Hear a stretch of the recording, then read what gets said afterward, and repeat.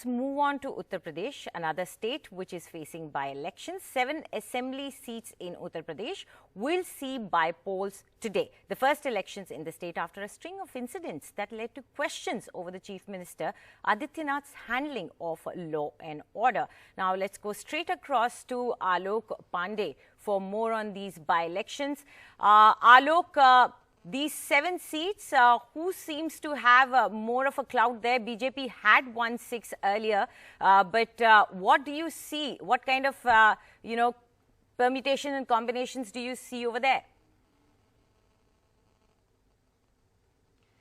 Well, good morning, Anjali. See, first of all, I don't think this election affects the majority of the BJP government here in any way. But at the same time, it's also a prestige battle for the party and for the government here. That's because this election is coming, like you were saying, just right after a string of incidents in Uttar Pradesh that have questioned the Chief Minister, Mr. Adityanath's leadership here. If you remember, there was that incident in Hathras of that alleged rape and murder of that woman, and then there was another incident related to the encounter killing of gangster Vikas Dubey and the prior killing of policemen by that gangster. So both of those events, generated nationwide outrage. And it was something that put a question mark, like I said, on the Chief Minister's style of governance here in UP.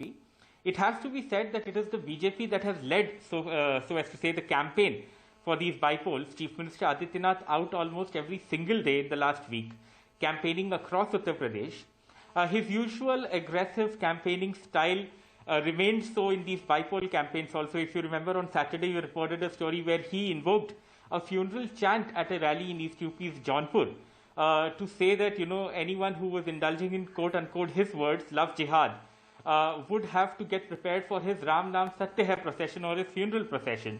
So that's the kind of rhetoric that the Chief Minister and the BJP have used in the larger campaign. Just 10 more seconds on the seats that are polling.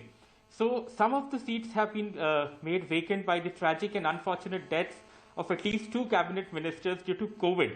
Chetan Chauhan, the former cricketer, he died, and his seat is polling in West UP. And another very senior, experienced minister of the BJP, Kamal Rani Varun, she also died of COVID, and her seat is also polling in Kanpur Dehat or Kanpur, one of those 2 districts.